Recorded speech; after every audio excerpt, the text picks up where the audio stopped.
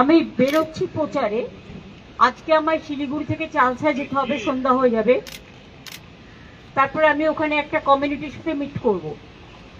কালকে আমার প্রোগ্রাম আছে ময়নাগুড়িতে, ফার্স্ট প্রোগ্রাম জলপাইগুড়ি। তারপরে আমি যাব ময়নাগুড়ির পর ডাবগ্রাম, ফুলবাড়ি। তারপরে আমি যাব মাটিগাড়া। তারপরে শিলিগুড়িতে কাল থাকবো। পরশুদিন আমরা অন্ডালে আসবো। অন্ডালে এসে আমরা পাণ্ডবেশ্বর আসানসোলে এবং দুবরাজপুর বীরভূমে প্রোগ্রাম করব। করে অন্ডালে ফিরে এসে ওই দিনটা আমার কলকাতা ফিরতে হবে, কারণ আমার কিছু কাজ আছে।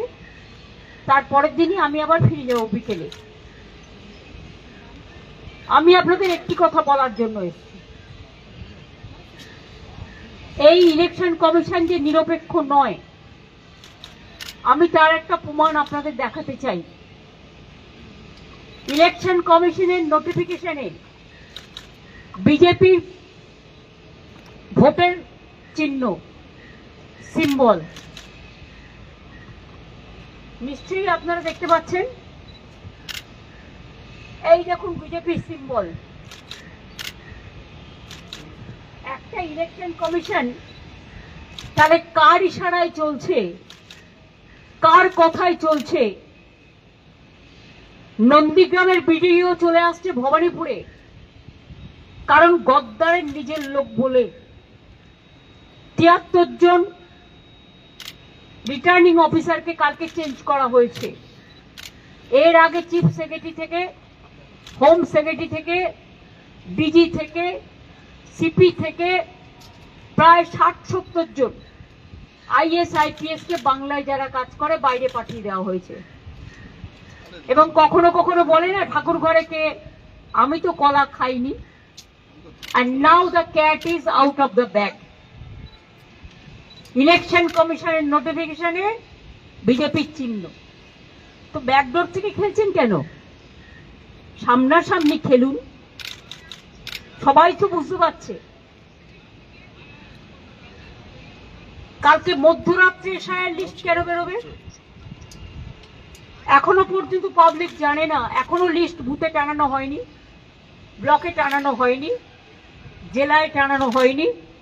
কালকেও দুজন আত্মহত্যা করেছে, তার আগেও দুজন আত্মহত্যা করেছে, প্রায় ২২০ জন মানুষের মধ্যে মারা গেল। এত ভয়টা কিসের? আর যেটুকু নাম উঠেছে সেটাও মনে রাখবেন, আমার কোর্টে কেস করার জন্য। লিস্টটা বের করতে ভয় কেন? নিশ্চয়ই তার মধ্যে স্বচ্ছতা নেই ইলেকশন কমিশনে। স্বচ্ছতা থাকলে এতদিন লাগে একটা, যাদেরা তো অনেক দিন আগেই করে দিয়েছে। তাহলে আপনারা কেন আরো 6 দিন টাইম নিলেন, 7 দিন টাইম নিলেন? আরো কি কি বাদ দিয়েছেন? একতরফা কি কোনো পলিটিক্যাল পার্টির নাম ঢুকিয়েছেন? সেটা পুরো লিস্ট বেরোলে তবেই বুঝতে পারবো। আমরা দাবি করছি বিজেপি ভ্যানিশ যে পলিটিক্যাল পার্টি, তারা মানুষের গণতান্ত্রিক অধিকার কেড়ে নিতে চায় এবং এটা তার সব পরিচয় প্রমাণ।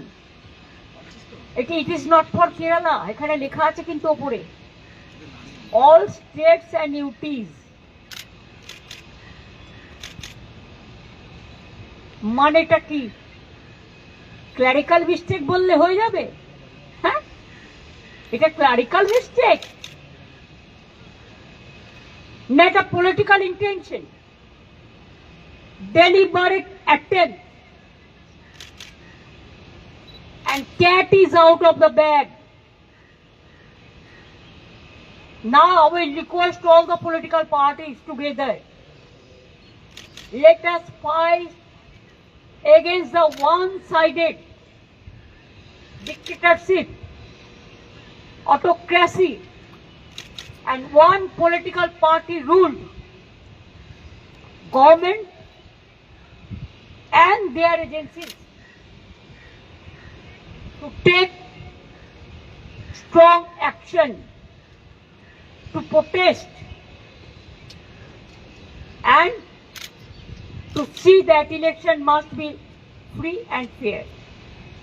It is not that I want any support from any political party, but to save the democracy, democracy রক্ষা করার জন্য, লোকতন্ত্র রক্ষা করার জন্য, গণতন্ত্র রক্ষা করার জন্য, সংবিধান রক্ষা করার জন্য সবাইকে জোট বেঁধে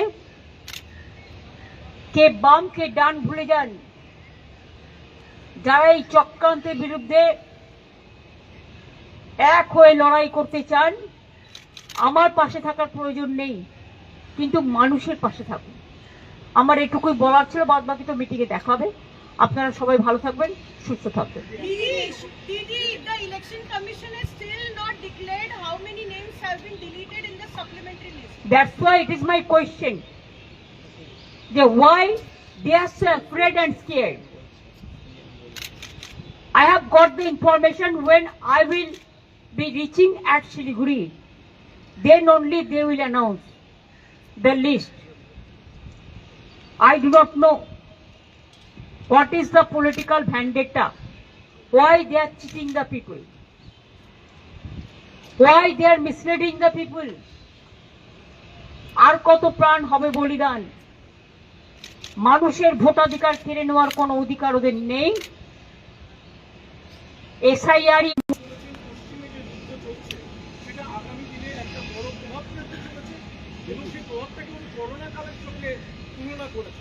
উনি কি বলেছেন আমি জানি না, আর ওনার কথাবার্তা ঠিকও থাকে না, উনি প্রপারলি স্টাডিও করেন না, কাজে ওনার কথার উপর কমেন্টস করলে যারা এমপি আছে তারা কমেন্টস করবে, আম নট।